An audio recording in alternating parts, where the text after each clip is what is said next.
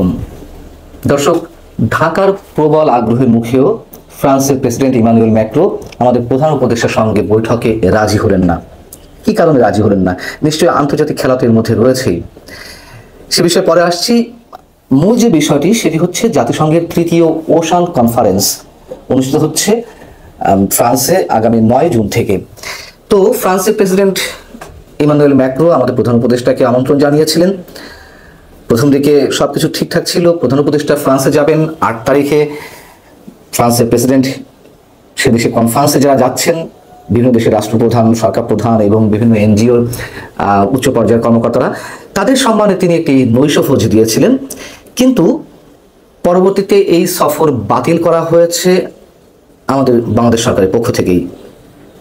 কারণটি হচ্ছে সম্মেলনের সাইড লাইনে ইমানুয়েল ম্যাক্রোর সঙ্গে আলাদা একটি বৈঠকের আগ্রহের কথা জানিয়েছিল বাংলাদেশ সরকারের পক্ষ থেকে।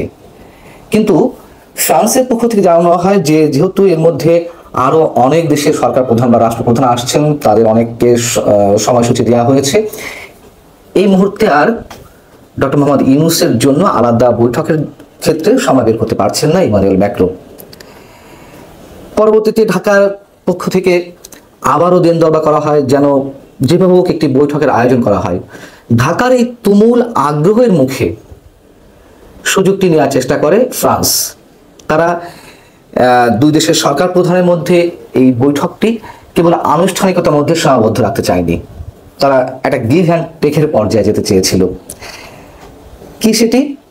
তারা আকারে ইঙ্গিতে বুঝিয়ে দিয়েছিল যে 2023-এর প্রতিশ্রুতি অনুযায়ী স্যাটেলাইট এবং এয়ারবাস কেনার যে কথা হয়েছিল ফ্রান্স থেকে, সে বিষয়ে বা সেই এজেন্ডাগুলো এই বৈঠকে রাখতে, কিন্তু ঢাকা সেটিতে রাজি হয়নি। রাজি না হওয়ার কারণও আছে, এবং এটুকু জানিয়ে রাখি যে এই বিষয়টি চূড়ান্ত আকারে ফ্রান্সের পক্ষ থেকে চলতি মাসের প্রথম সপ্তাহে জানিয়ে দেওয়া হয় যে সে দেশের প্রেসিডেন্টের সঙ্গে ডক্টর মোহাম্মদ ইউনূসের বৈঠক সম্ভব হচ্ছে না, এবং তার পরবর্তীতে আমাদের সরকার প্রধানের পক্ষ থেকে তার সফরটি বাতিল করা হয় আনুষ্ঠানিকভাবে। এখন কেন এই এজেন্ডাগুলো সামনে রেখে বাংলাদেশ সরকারের পক্ষ থেকে আমাদের প্রধান উপদেষ্টা বৈঠকে রাজি হলেন না? খুব স্বাভাবিক, রাজি হওয়ার কথাও নয়।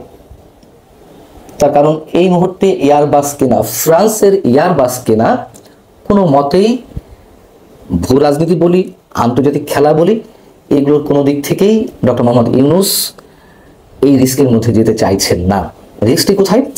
আপনাদের নিশ্চয় মনে আছে 2024-এর 7 জানুয়ারি নির্বাচনের আগে যখন একটা ফ্রি, ফেয়ার, ইনক্লুসিভ নির্বাচনের জন্য যুক্তরাষ্ট্রের পক্ষ থেকে প্রবল চাপ ছিল, তার মধ্যেও যুক্তরাষ্ট্রের নিযুক্ত বাংলাদেশের যে রাষ্ট্রদূত পিটার হাস, তিনি বেশ দৌড়ঝাঁপ করছিলেন যুক্তরাষ্ট্রের উড়োজাহাজ নির্মাতা প্রতিষ্ঠান বোয়িং এর বিমান বিক্রির জন্য।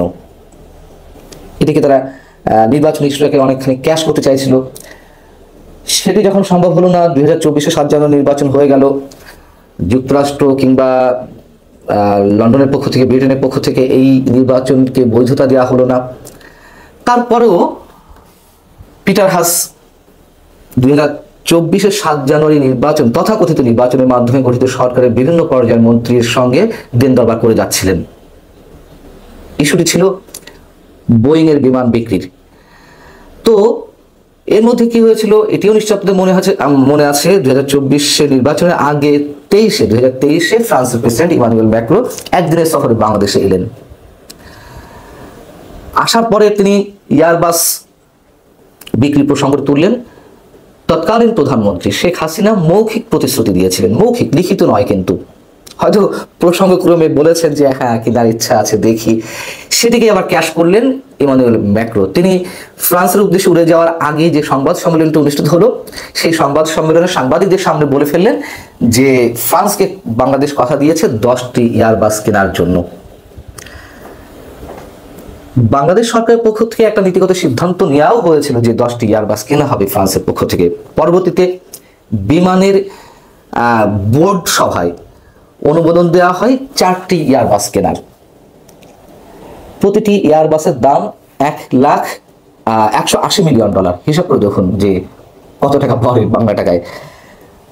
কিন্তু পরবর্তীতে সেটিও বাতিল হয় কেন?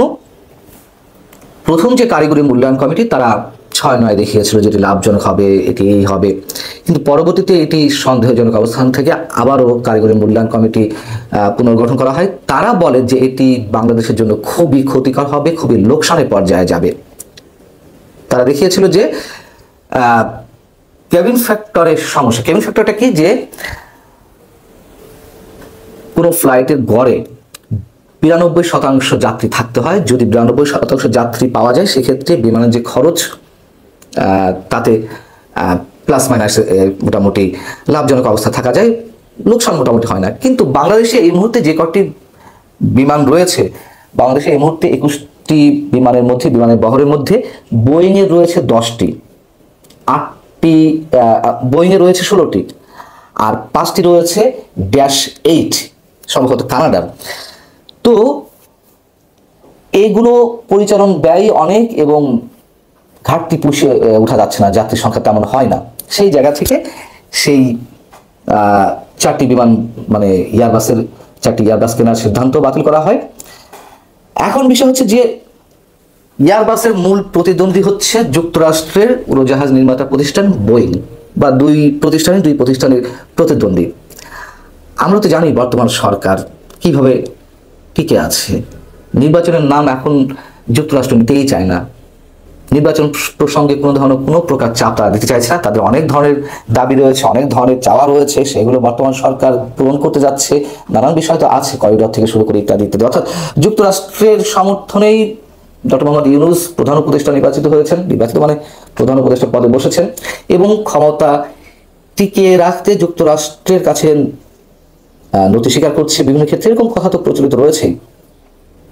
সেই জায়গা থেকে নিঃসন্দেহে এই মুহূর্তে ফ্রান্সের এয়ারবাস প্রসঙ্গে কোনো ধরনের আলোচনা ডক্টর মোহাম্মদ ইউনূস নিরাপদ বোধ করছেন না, যার কারণে এটা আমার মনে হয় যে চূড়ান্ত পর্যায়ে বাতিল করা হয়েছে। এখন